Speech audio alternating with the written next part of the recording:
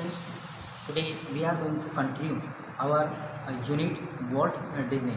In the last paragraphs we had seen so many things like Roy Disney's son young Disney, and in that we saw how Walt said a story to a child and how he forgot it up to this, and also we had seen in the last para that Walt Disney used to see in his studio, and he used to think about how he can improve all these things, and he used to give his opinion unquestionably. He gave his opinion, though he asked for opinion of everyone, but the final judgment of was always of his. Up to this we had seen. Right now we are going to continue it. Thank you. So let's us friends, we shall continue the paragraphs right now. Walt involved himself in everything. During one story conference on Mickey Mouse Club TV show, the storyman, pointer in hand, was outlining a sequence called How to Ride a Bicycle. હવે volt જે હતો એ દરેક બાબતમાં એ પોતાને involve કરતો, એટલે પોતે પણ એમાં હાજર જ રહેતો. એક કોન્ફરન્સ દરમિયાન જે Mickey mouse club TV show હતો એ દરમિયાન જ્યારે એ સ્ટોરી પર્સન જ્યારે પોઈન્ટ આઉટ કરે છે એ સિક્વન્સ, એ સિરીઝ જે how to ride a bicycle નામની જે સિરીઝ છે એ વખતે જ્યારે એ કહેતો હતો, now when you get on your bicycle he began. જ્યારે આ સ્ટોરી વાર્તા કહેનારીને શરૂઆત કરી કે જ્યારે તમે તમારી બાઇસાઇકલ પર સવારી કરો તો વોલ્ટ સ્ટોપ હિમ, વોલ્ટે એમણે સ્ટોપ કર્યા. Change your bicycle to a bicycle. એમણે જણાવ્યું કે તમે તમારી બાઇસાઇકલ પર રાઇડ કરો, એના બદલામાં માત્ર બાઇસિકલ એવો વર્ડ યુઝ કરો, એમણે એવું જણાવ્યું. Remember, every kid isn't fortunate enough to have a bicycle of his own. યાદ રાખો કે દરેક બાળક પાસે પોતાની બાઇસિકલ હોઈ શકે એવું ના બને. The story of Disneyland perhaps better then everything else illustrates Walt's vision and his stubborn determination to realize an idea he believed in it. હવે લગભગ આ જે છે ડિઝનીલેન્ડની સ્ટોરી જે છે બધી બાબત કરતાં સારામાં સારી છે, અને એ શું દર્શાવે છે તો એ આપણને એના વિઝન અને એનો જે દ્રઢ નિર્ણય છે એના બાબતમાં, એ દ્રઢ નિર્ણયમાં એ વિશ્વાસ રાખે છે એના બાબતમાં આપણને જણાવે. મિત્રો, આના પરથી આપણને પ્રશ્ન નીકળી શકે, what does the story Disneyland illustrate. તો પ્રશ્ન ફરીથી બોલું છું, what does the story Disneyland illustrate. તો આ શું જણાવે છે કે શું આપણને એ કરે છે, તો એનું વોલ્ટ્સનું વિઝન એટલે દ્રષ્ટિકોણ અને એના જે દ્રઢ નિર્ણય છે એનું જે સપનમાં જે બિલીવ કરે છે એને સાકાર કરવા માટેની જે આઈડિયા છે એનામાં બિલીવ કરે છે, એનું જવાબ થશે મિત્રો. For years, Walt had quietly nursed the dream of a new kind of amusement park. અને વર્ષો સુધી એણે પોતે એ સપના જોતા રહ્યા. It would be a potpourri of all the ideas conjure up by his fertile imagination. હવે પોટપુરી એટલે વિખરેલા જે વિચારો છે તેને એકત્રિત કરવા.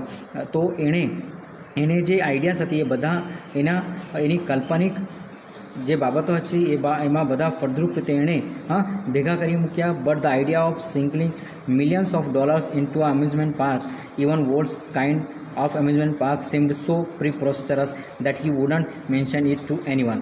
અને પરંતુ જે આઈડિયા હતી એ લાખો ડોલર રૂપિયા આ એમ્યુઝમેન્ટ પાર્કમાં ખર્ચી નાખવાની બાબત હતી. Even Walt's kind of amusement park seemed so preposterous. અને એમનું જે આ એમ્યુઝમેન્ટ પાર્ક એટલે એન્ટરટેનમેન્ટનો જે પાર્ક હતો એ કેવો લાગતો હતો, એ એક એબ્સર્ડ જેવો લાગતો હતો, અથવા that he wouldn't mention it to anyone. અને એની જે આઈડિયા હતી એ બધાને કેવી લાગતી હતી, એબ્સર્ડ લાગતી હતી, કે જેનો કોઈ મિનિંગ ના નીકળે એ રીતે.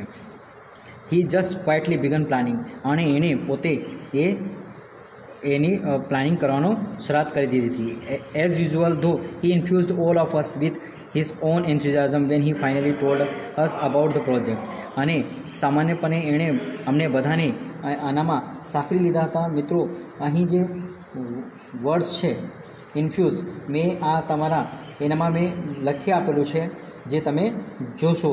અને દાખલા તરીકે હું જણાવું તો તમને ગ્લોસરીમાં મેં જણાવ્યું છે કે પ્રેરણા સ્વરૂપ એવો અર્થ થાય છે. અને અહીં સામાન્યપણે આ અમારા માટે તેના ઉત્સાહ અને એક પ્રેરણા સ્વરૂપ બાબત હતી. When he finally told us about the project, જ્યારે એ પ્રોજેક્ટ વિશે અમને જણાવ્યું. Someone asked volt how should the Disneyland look, કોઈકે પૂછતું કે ડિઝનીલેન્ડ કેવું દેખાશે, તો ક્વિક કેમ the reply it should like anything else on this earth.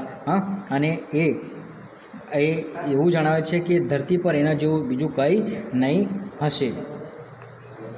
પ્રિડિક્ટેબલી we had troubling raising money but Disneyland did open in July 1995. તો એ જણાવે છે કે અમને આટલા પૈસા ભેગા કરવા એક મુશ્કેલની બાબત હતી. હા, તો અમારા માટે આટલા બધા પૈસા ભેગા કરવા એ એક મુશ્કેલની બાબત હતી. પરંતુ ડિઝનીલેન્ડ 1955 જુલાઈ મહિનામાં એ ઓપન થયું. Since that first day millions of people have flock to see the unique creation of Walt's imagination. અને તે દિવસથી લઈને લાખોની સંખ્યામાં લોકો, મોટા પ્રમાણમાં ટોળા લોકો અહીં આ વોલ્ટનું જે સર્જન છે એની કલ્પના શક્તિનું સર્જનને જોવા આવતા હતા. Like a kid with a new toy, the biggest shiniest toy in the world, Walt use to wander through the park staring as happily as tourist. અને એ જાણે કે એક નાના બાળકને જેમ એક biggest shiniest toy in the world, જાણે દુનિયામાં એ સૌથી પ્રેસિયસ હોય, સૌથી મોટું હોય અને સૌથી શાઇનેસ્ટ હોય એવું બાબત ટોય હશે. અને આ વોલ્ટ પોતાના આ જે સ્ટુડિયોમાં એ જાણે એ પોતે પણ એક પ્રવાસી હોય એ પ્રમાણે ફરતો હતો.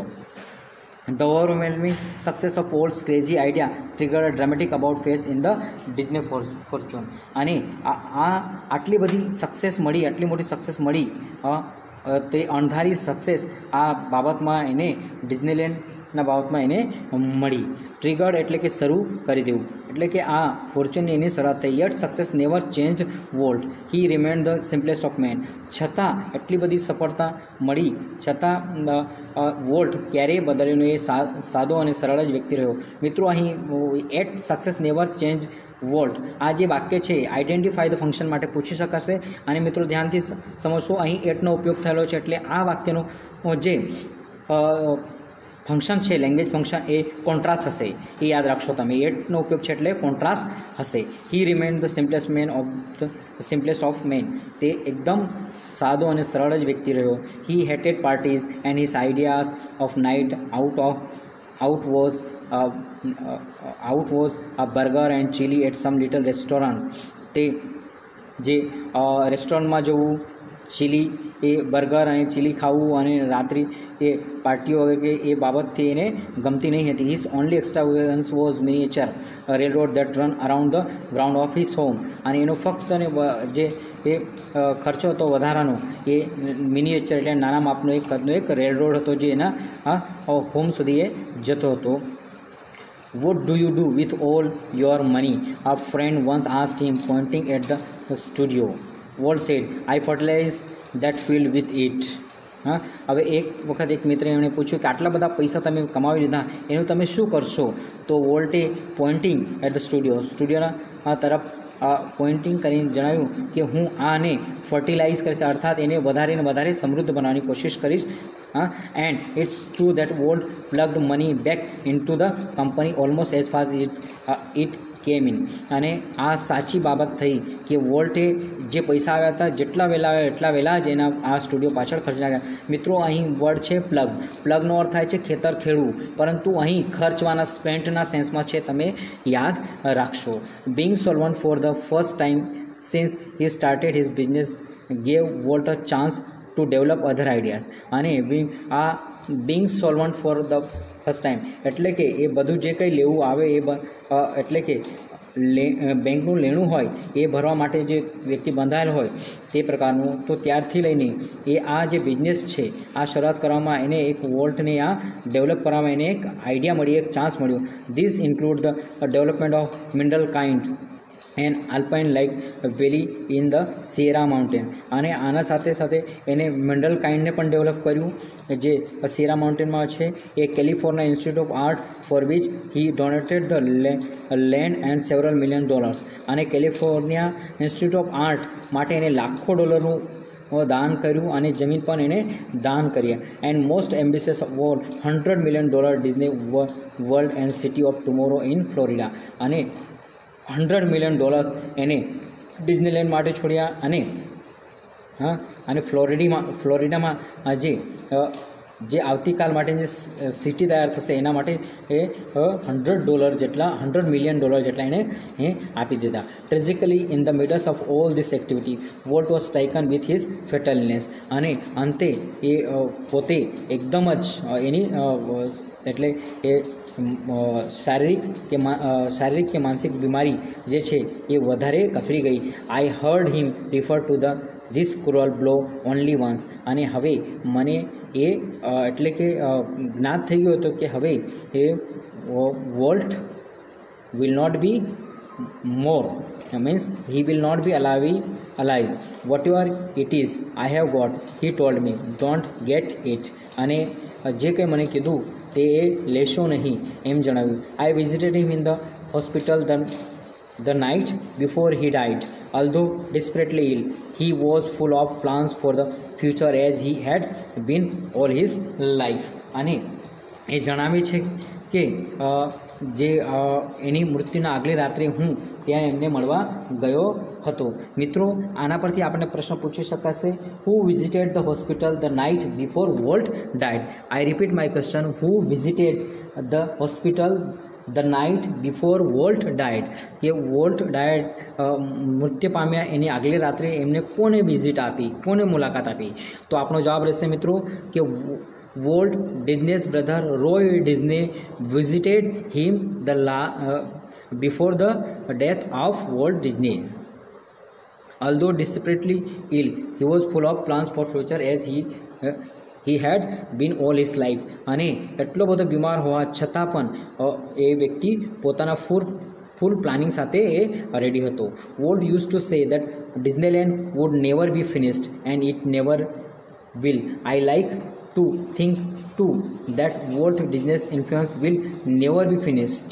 અને કહે છે કે વોલ્ટ એવું જણાવતો હતો કે ડિઝનીલેન્ડ ક્યારે અંત આવશે, ક્યારે અંત આવવાનું નથી. અને I like to think two that Walt Disney influence will never be finished. અને હું પણ આ બાબતમાં માનું છું કે ડિઝનીલેન્ડનો જે અસર છે, ઇન્ફ્લુઅન્સ છે, ક્યારેય ખતમ થશે નહીં. મિત્રો આના પરથી આપણને પ્રશ્ન નીકળી શકશે, what did Walt use to say about Disneyland? પ્રશ્ન ફરીથી બોલું છું, what did Walt use to say about Disneyland? તો એનો જવાબ રહેશે મિત્રો, Walt use to say that Disneyland would never be finished and it never will. એ ક્યારેય પણ એનો અંત આવશે નહીં. That through his creation, future generation will continue to celebrate what he once described as that precious, ageless something in every human being, which makes us play with children's toys and laugh at silly things and sing in the bathroom and dream. હવે એ જણાવે છે કે જે કંઈ એમણે બનાવ્યું છે, ધો his creation, that through his creation, એના સર્જન માધ્યમ future generation will continue to celebrate. જે ફ્યુચર જનરેશન છે, આવનાર જે પેઢીઓ છે તે હંમેશા એનો આનંદ લેતો રહેશે, ઉત્સાહ માણશે. What he once describe as the precious ageless something in every human being. અને એણે એક વખત એ જણાવ્યું હતું કે સૌથી કિંમતી અને જે ક્યારેય જેનો અંત ન થાય એવી બાબત દરેક વ્યક્તિમાં છે, અને which makes us play with children's toys. અને એ બાબત એટલે કે જે દરેક વ્યક્તિને, ભલે ને પછી 60 વર્ષનો વ્યક્તિ હોય કે 70 વર્ષનો વ્યક્તિ હોય, એણે પણ નાના બાળકને જેમ રમવાનું ગમે, નાના બાળકને જેમ કંઈક કાર્ય કરવાનું ગમે, એમના ટોય સાથે રમવાનું ગમે, આ દરેક વ્યક્તિમાં છે. And laugh at silly things, અને કોઈપણ વસ્તુ પર હસવાનું, રમવાનું, અને બાથરૂમમાં જઈને ગીત ગાવા, અર્થાત દરેક વ્યક્તિમાં ઉત્સાહ ભરાયેલો છે, જે બાબત અહીં પ્રસ્તુત થાય છે. થેન્ક યુ મિત્રો. આ વિડીયો, આ યુનિટ આપણો પૂરો થાય છે. અને જો તમને કોઈ પણ પ્રશ્ન રહ્યા હોય, જે બાબત તમને સમજાઈ ન હોય તો પ્લીઝ કમેન્ટ કરશો અને પ્રશ્ન પૂછો. Thank you.